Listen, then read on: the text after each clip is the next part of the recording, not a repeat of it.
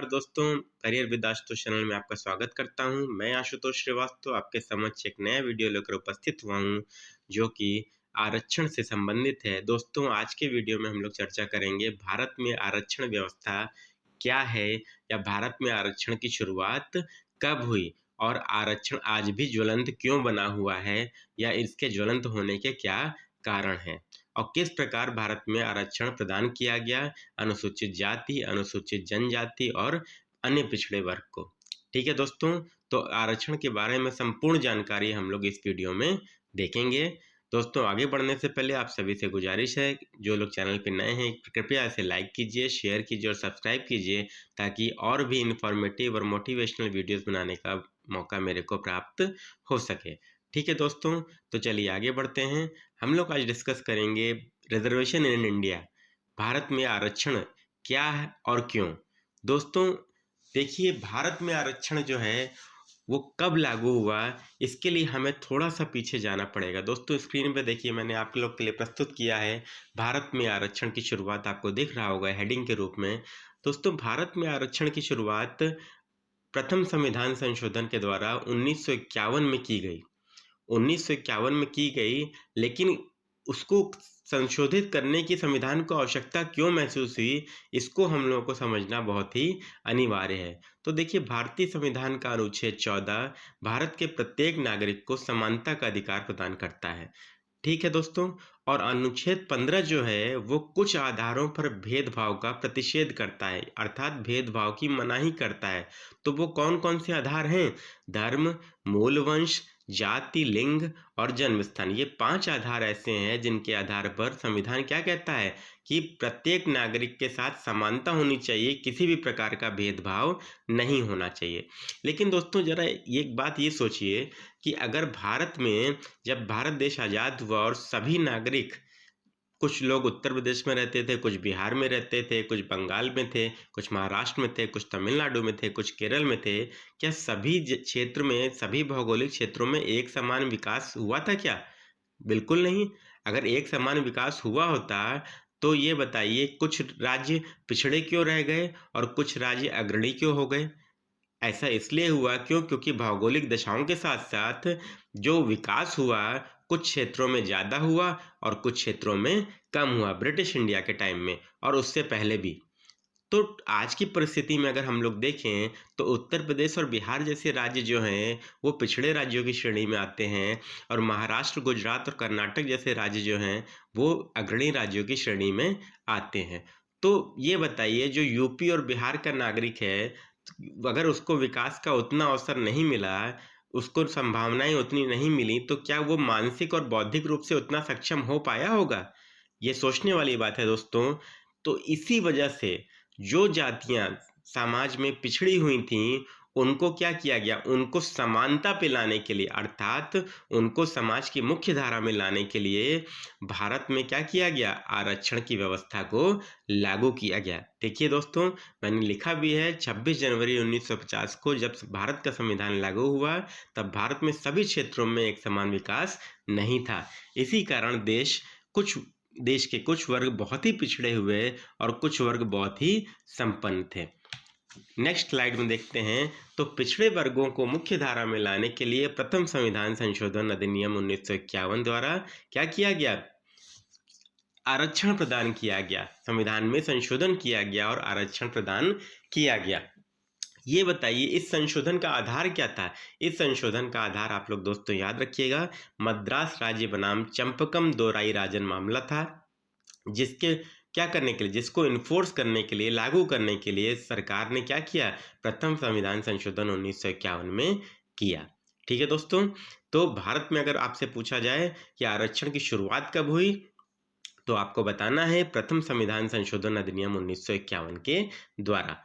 और इस संशोधन का आधार कौन सा वाद था, कौन सा केस था?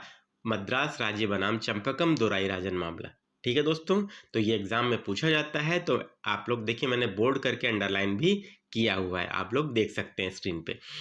देखिए दोस्तों, इस संविधान संशोधन के द्वारा सामाजिक और शैक्षणिक रूप से पिछड़े वर्गों, अनुसूचित जाति, अनुसूचित जनजाति हेतु विशेष प्रावधान किए गए, अर्थात आरक्षण की शुरुआत इस संविधान संशोधन के द्वारा की गई। दोस्तों इस प्रकार अनुच्छेद 15(4) जो है वो भारत में क्या है? भारत में आरक्षण का आधार है। आपसे अगर पूछा जाए दोस्तों कि भारत में आरक्षण का आधार क्या है, वह कौन सा अनुच्छेद है जो भारत में आरक्षण का आधार प्रदान करता है, तो अनुच्छेद 15(4) आपको बताना है, चाहे वो इंटरव्यू में पूछा जाए पीसीएस और आईएएस की परीक्षाओं में, और चाहे तो क्या आपका रिटन में आए, बहुविकल्पीय प्रश्नों में आए, तो आपको आंसर एक ही टिक करना है, अनुच्छेद 15(4). लेकिन दोस्तों यहीं पे ध्यान रखिएगा, अगर आपसे ये पूछ लिया जाए कि नौकरियों में आरक्षण का आधार कौन सा है, तो नौकरियों में आरक्षण का आधार जो है अनुच्छेद 16(4) है। ठीक है दोस्तों, तो ये आपको ध्यान रखना है। इसके बाद देखिए दोस्तों, अनुच्छेद 15(5) क्या करता है? अनुच्छेद 15(5) शिक्षण संस्थाओं में सामाजिक और शैक्षणिक रूप से पिछड़े हुए लोगों के लिए आरक्षण की व्यवस्था प्रदान करता है। अर्थात अनुच्छेद 15(5) जो शिक्षण संस्थाएं हैं हमारी, उसमें पिछड़े वर्गों को आरक्षण प्रदान करता है।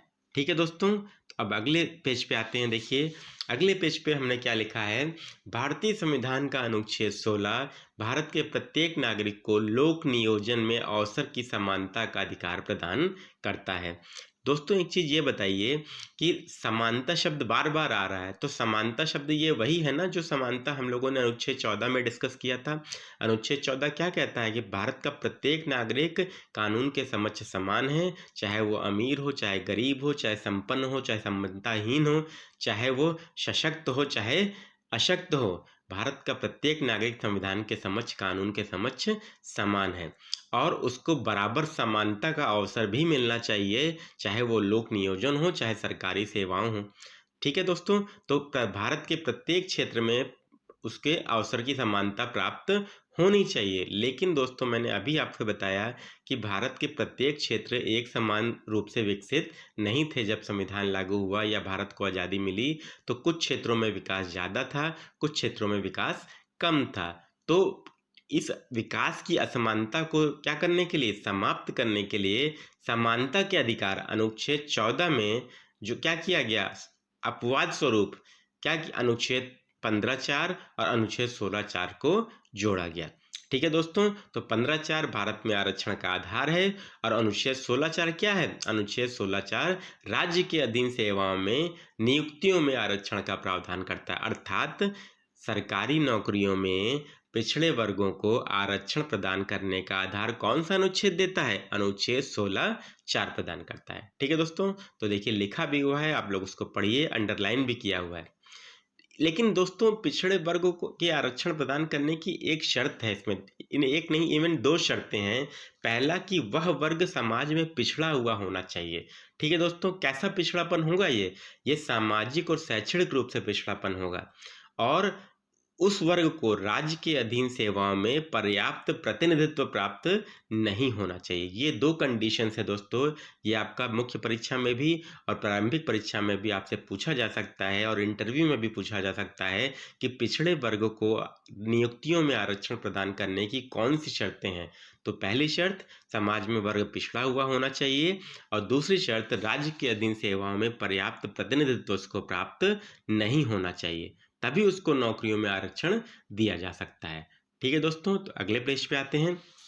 सबसे पहले देखिए हमने ये तो देख लिया कि पिछड़ा वर्ग को आरक्षण प्रदान किया गया, अनुच्छेद 15(4) आधार प्रदान करता है, और अनुच्छेद 16(4) क्या करता है? सार्वजनिक नौकरियों में आरक्षण को आधार प्रदान करता है। लेकिन दोस्तों हमें ये पहचानना पड़ेगा ना कि पिछड़ा वर्ग कौन है। तो देखिए आपके स्लाइड पे लिखा है सामने स्क्रीन पे, पिछड़ा वर्ग कौन है। दोस्तों तो इसको पहचानने के लिए क्या किया, सर्वप्रथम भारत सरकार ने काका कालेलकर आयोग गठित किया था। ठीक है दोस्तों, काका कालेलकर की अध्यक्षता में एक आयोग गठित किया था, जिसके तहत क्या किया गया, जिसके तहत यह पहचानने की कोशिश की गई कि पिछड़ा वर्ग में कौन कौन जातियां आती हैं। दोस्तों ये बताइए, क्या भारत सरकार को या संसद को यह शक्ति प्राप्त है कि वह क्या पिछड़ा वर्ग को पहचान सकती है? बिल्कुल, भारतीय संविधान का अनुच्छेद 340 सरकार को यह शक्ति, राष्ट्रपति को यह शक्ति प्रदान करता है, या सरकार को यह शक्ति प्रदान करता है कि वह पिछड़े वर्गों की पहचान के लिए क्या कर सकती है? आयोग का गठन कर सकती है। ठीक है दोस्तों, तो अनुच्छेद 340 की शक्ति का उपयोग करते हुए राष्ट्रपति ने पिछड़ा वर्ग आयोग गठित किया और प्रथम पिछड़ा वर्ग आयोग क्या था? काका कालेलकर आयोग। एग्जाम में नाम ध्यान रखिएगा, मैंने बोल्ड करके अंडरलाइन करके लिखा हुआ है। ठीक है दोस्तों, तो 1979 में दोस्तों क्या किया गया? जनता पार्टी सरकार द्वारा द्वितीय पिछड़ा वर्ग आयोग गठित किया गया वीपी मंडल की अध्यक्षता में, और इसे मंडल कमीशन या मंडल आयोग भी कहा जाता है। दोस्तों इसकी स्थापना कब हुई, इसका गठन कब हुआ? 1979 में। क्यों हुआ? क्योंकि काका कालेलकर आयोग की अनुशंसाएं खारिज कर दी गई थी, इसीलिए 1979 में द्वितीय पिछड़ा वर्ग आयोग गठित किया गया, जिसे मंडल आयोग के नाम से जाना जाता है। दोस्तों आप लोग ध्यान रखिएगा, इसके अध्यक्ष थे वीपी मंडल। और मंडल आयोग का भी काम क्या था? आपको पता ही है, पिछड़े वर्ग कौन है इसकी पहचान करना। मैंने आपको पहले ही देखिए बोर्ड में लिखा हुआ है, स्लाइड में, स्क्रीन पे आपको दिख रहा होगा। तो सामाजिक और शैक्षणिक रूप से पिछड़े वर्गों की पहचान करने के लिए मंडल कमीशन का गठन किया गया। इसके बाद दोस्तों 1980 में इस आयोग ने अपनी रिपोर्ट सौंपी। फिर नेक्स्ट स्लाइड पे आइए, नेक्स्ट पेज में आपको दिख रहा होगा अनुशंसाएं। मंडल कमीशन की क्या क्या अनुशंसाएं थीं? तो देखिए, पहली अनुशंसा थी, मंडल कमीशन ने क्या कहा कि टोटल 3743 जातियों की पहचान की, जो क्या करती थी, जो करीब जनसंख्या का 52% हिस्सा थी। ये ध्यान रखिएगा दोस्तों, और इसमें अनुसूचित जाति और अनुसूचित जनजाति शामिल नहीं थी। तो मंडल कमीशन ने बहुत अच्छा काम किया, बहुत ही वृहद स्तर पे काम किया था, और 3743 जातियों की पहचान की, जो जनसंख्या का 52% थी उस समय।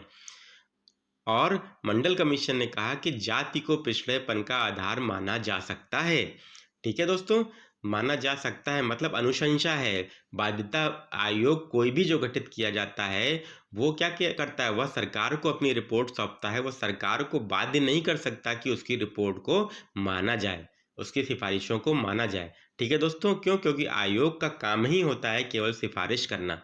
ठीक है, और ऑर्डर पास या कानून कौन पारित कर सकता है? वो सरकार या संसद की जिम्मेदारी होती है। ठीक है दोस्तों, तो मंडल कमीशन की पहली अनुशंसा थी, जाति को पिछड़ेपन का आधार माना। ठीक है, और नौकरियों में 27% के आरक्षण की सिफारिश की, किसके लिए? अन्य पिछड़े वर्ग के लिए। ठीक है दोस्तों, अब ये बताइए कि 1990 में सबसे पहले क्या किया गया? ये 1980 में रिपोर्ट दी मंडल कमीशन ने, जिसको 1990 में वीपी सिंह सरकार ने लागू किया और नौकरियों में 27% आरक्षण की व्यवस्था को लागू कर दिया।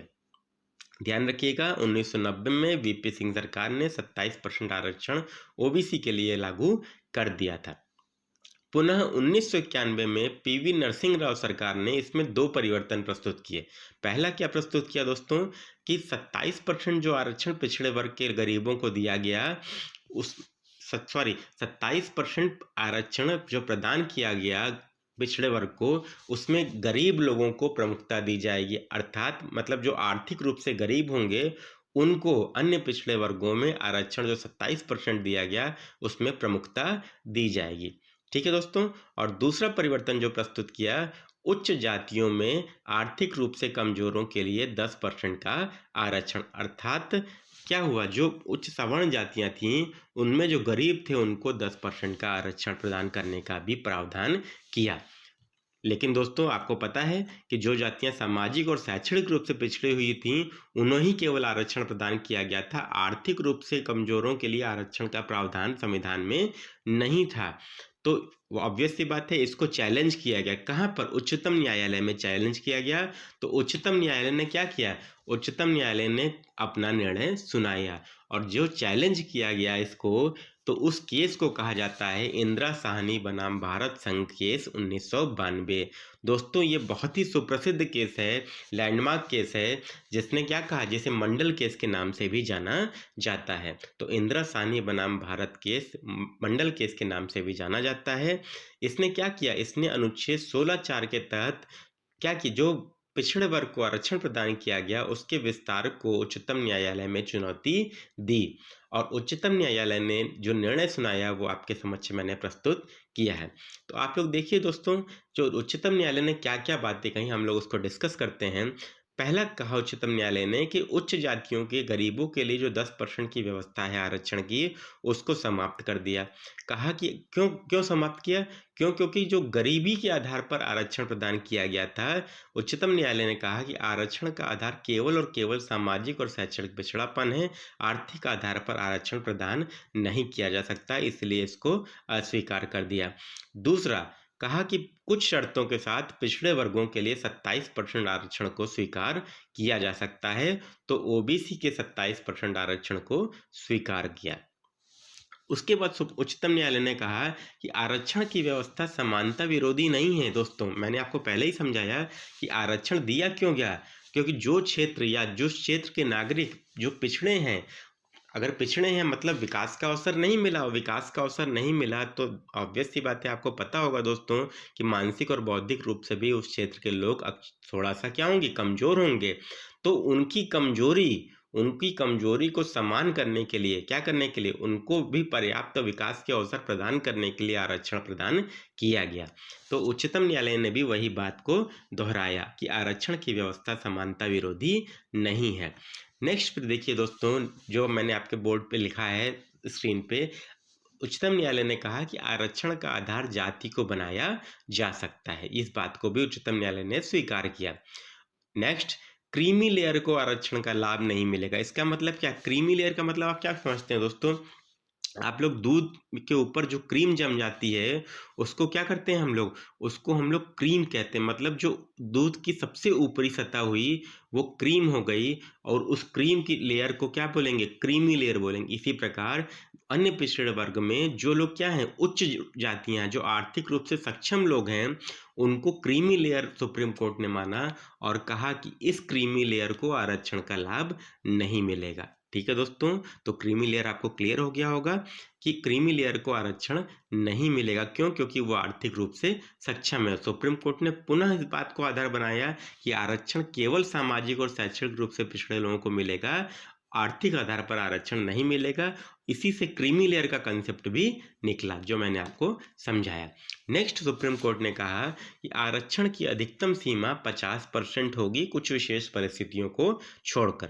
ठीक है दोस्तों, तो वर्तमान में जब तक ईडब्ल्यूएस आरक्षण नहीं लागू हुआ था, तो यूपी में या भारत में जो नौकरियों में, सरकारी नौकरियों में आरक्षण 49.5% का होता था।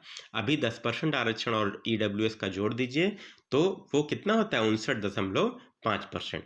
नेक्स्ट पॉइंट है, पदोन्नति में आरक्षण लागू नहीं होगा, मतलब प्रमोशन में रिजर्वेशन नहीं लागू होगा। Carry forward rule, next point, रिक्त पदों के लिए वैध रहेगा, मतलब इसमें भी 50% के सिद्धांत का उल्लंघन नहीं होना चाहिए। इसको समझिए दोस्तों थोड़ा सा।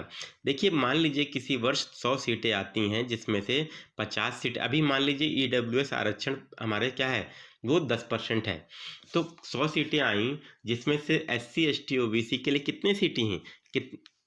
बताइए, 50%। तो 50% सीटें SC ST OBC के लिए आरक्षित हो गई, 10 सीटें ईडब्ल्यूएस के लिए हो गई 60, और 40 सीटें क्या हो गई?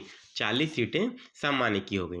मान लीजिए कि जो 10 सीटें रिक्त पदों की बैकलॉग सीटें हैं, वो आरक्षित सीटों में से 10 सीटें बची रह गईं, वो 2021 में नहीं भर पाई, तो अगले साल जो 100 सीटें आनी हैं, उसमें क्या होंगी? उसमें वो 10 सीटें जुड़ जानी चाहिए। लेकिन ये ध्यान रखिएगा कि 110 सीटें नहीं होंगी, जो नेक्स्ट ईयर 100 सीटें आनी हैं, उसमें से 50 सीटें आरक्षित वर्ग के लिए रहेंगी, और 50 में से 40 सामान्य और 10 ईडब्ल्यूएस के लिए।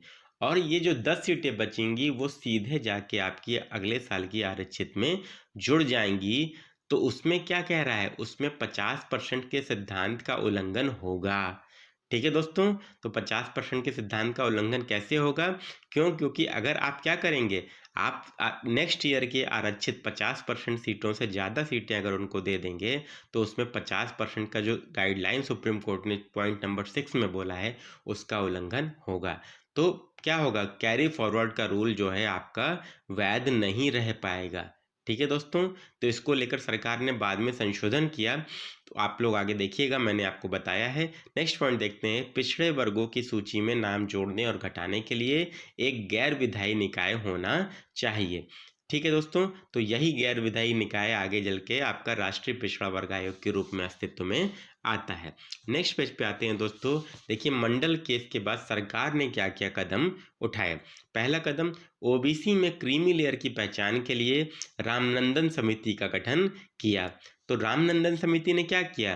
रामनंदन समिति ने अपनी रिपोर्ट 1993 में प्रस्तुत की, जिसे सरकार ने स्वीकार कर लिया और क्रीमी लेयर की पहचान की। ठीक है दोस्तों, आगे हम लोग नेक्स्ट लेक्चर में देखेंगे क्रीमी लेयर कौन है। नेक्स्ट पॉइंट, क्या सिफारिश की सरकार ने क्या कार्य किया? 1993 में राष्ट्रीय पिछड़ा वर्ग आयोग गठित हुआ। ठीक है दोस्तों, और संविधान में भी संशोधन हुआ अनुच्छेद 338B के रूप में, और बाद में राष्ट्रीय पिछड़ा वर्ग आयोग 102वें संविधान संशोधन अधिनियम के द्वारा उसको संवैधानिक दर्जा भी प्रदान किया गया। नेक्स्ट क्या सरकार ने किया कि 77वें संविधान संशोधन अधिनियम 1995 द्वारा अनुच्छेद 16(4) में संशोधन किया और अनुच्छेद 16(4)A जोड़ा, जिसके तहत क्या कहा कि प्रोन्नति में भी SC/ST को आरक्षण प्रदान किया जा सकता है। ठीक है दोस्तों, ये आपको क्लियर हो गया होगा। अनुच्छेद 16(4) में 2 और संशोधन हुए, 16(4)A, जिसमें SC/ST को प्रोन्नति में आरक्षण दिया गया। ध्यान रखिएगा, ये एग्जाम में पूछा जाता है। 77वां संविधान संशोधन अधिनियम 1995 के द्वारा अनुच्छेद 16(4)A जोड़ा गया। नेक्स्ट 85वां संविधान संशोधन अधिनियम 2001 द्वारा SC/ST के लिए प्रोन्नति में आरक्षण के मामले में परिणामिक वरिष्ठता की व्यवस्था की गई। दोस्तों अब देखिए, यहाँ पे आप लोग को ध्यान समझना पड़ेगा परिणामिक वरिष्ठता क्या है, थोड़ा सा 2 लाइन में समझ लीजिए। देखिए दोस्तों, अगर पदोन्नति में आरक्षण मतलब प्रमोशन में रिजर्वेशन के कारण अगर SC/ST समुदाय का कोई व्यक्ति कर्मचारी सेवा में सीनियरिटी या वरिष्ठता प्राप्त कर लेता है तो उसकी वरिष्ठता स्थायी हो जाती है। इसका मतलब मान लीजिए अगर कोई अनुसूचित जाति अनुसूचित जनजाति का व्यक्ति या कर्मचारी प्रमोशन में रिजर्वेशन के कारण अपने साथ के अनरिजर्व्ड या सामान्य कैटेगरी के व्यक्ति से सीनियर हो जाता है, तो उसकी परिणामिक वरिष्ठता मतलब उसकी सीनियरिटी स्थायी हो जाती है, फिर वो जूनियर नहीं होगा। ये ध्यान रखिएगा, वो हमेशा उस अपने बैच के सामान्य वर्ग के कैंडिडेट से सीनियर ही रहेगा। यही परिणामिक वरिष्ठता है। उम्मीद करता हूँ आपको क्लियर हो गया होगा। नेक्स्ट पॉइंट क्या कहा सरकार ने, क्या किया? 81वें संविधान संशोधन अधिनियम 2000 के द्वारा अनुच्छेद 16(4)B जोड़ा, जिसके तहत क्या किया कि बैकलॉग सीटों में 50% आरक्षण की सीमा को समाप्त कर दिया। इसका मतलब देखिए, जो मैंने आपको पहले समझाया था कि जो 2021 की 10 सीट बचेगी, अगर वो 2022 के SC/ST OBC के 50 सीट में जुड़ जाएगी तो टोटल सीटें कितनी हो गई? 60 हो गई। और सामान्य की सीट कितनी है? 40 है। EWS की 10 है, तो इनकी 50 हो गई, इनकी 60 हो गई। तो 60/110 × 100 अगर आप प्रतिशत आप निकालिएगा तो 54.5% आएगा। इसका मतलब जो बैकलॉग रिक्तियों में जो 50% आरक्षण की सीमा है उसका उल्लंघन हो सकता है, मतलब उसका उल्लंघन होगा। इसीलिए क्या किया सरकार ने 81वें संविधान संशोधन अधिनियम के द्वारा 16(4)B जोड़ा और बैकलॉग रिक्तियों में 50% आरक्षण की सीमा को समाप्त कर दिया। दोस्तों इस टॉपिक पे मैंने एक वीडियो भी बनाया है, बैकलॉग रिक्तियों में 50% आरक्षण की सीमा को कैसे समाप्त किया और क्यों समाप्त किया, उसको मैथमेटिकल कैलकुलेशन के द्वारा मैंने समझाया है। इसका लिंक मैं आपको इसमें यहाँ पे डिस्क्रिप्शन बॉक्स में डाल दे रहा हूँ, आप लोग उसको देख लीजिएगा, आपको टोटल क्लियर हो जाएगा। ठीक है दोस्तों, नेक्स्ट जो सरकार ने किया 76वां संविधान संशोधन अधिनियम 1994 ने क्या किया? तमिलनाडु आरक्षण अधिनियम 1994 को 9वीं अनुसूची में रखा, जिसके तहत तमिलनाडु में 69% आरक्षण को 50% के स्थान पर स्थापित किया गया। देखिए दोस्तों, यहाँ पे 2 बात है। 9वीं अनुसूची क्या है? 9वीं अनुसूची में अगर सरकार को क्या करना होता है, 9वीं अनुसूची क्यों बनाई गई? सरकार को या संसद द्वारा पारित कोई अधिनियम अगर न्यायिक समीक्षा के परे करना था तो वह 9वीं अनुसूची में उस कानून को डाल देती थी, जिसके तहत क्या होता था, वह न्यायिक समीक्षा उस कानून की न्यायपालिका नहीं कर पाती थी। तो उसी क्या उपयोग करते हुए 76वें संविधान संशोधन अधिनियम 1994 ने क्या किया? तमिलनाडु आरक्षण अधिनियम 1994 को 9वीं अनुसूची में रखा। लेकिन ध्यान रखिएगा, इसने क्या किया है तमिलनाडु आरक्षण अधिनियम 1994 ने? उसने 50% आरक्षण के जो सिद्धांत का उल्लंघन किया है और तमिलनाडु में पिछड़े वर्गों को 69% आरक्षण प्रदान किया जा रहा है। ठीक है दोस्तों, तो ये 69% आरक्षण जो है ये संवैधानिक है कि असंवैधानिक है, ये मामला आज भी सुप्रीम कोर्ट में लंबित है और इसको हम लोग एक नेक्स्ट जो वीडियो बनाएंगे उसमें डिस्कस करेंगे कि तमिलनाडु में 69% आरक्षण कैसे है। ठीक है दोस्तों, तो इसके बाद नेक्स्ट वीडियो में हम लोग देखेंगे क्रीमी लेयर क्या है, फिर नेक्स्ट वीडियो में देखेंगे ईडब्ल्यूएस आरक्षण और फिर हम लोग देखेंगे तमिलनाडु में 69% आरक्षण क्या है। मैं उम्मीद करता हूं दोस्तों कि आपको वीडियो अच्छा लगा होगा।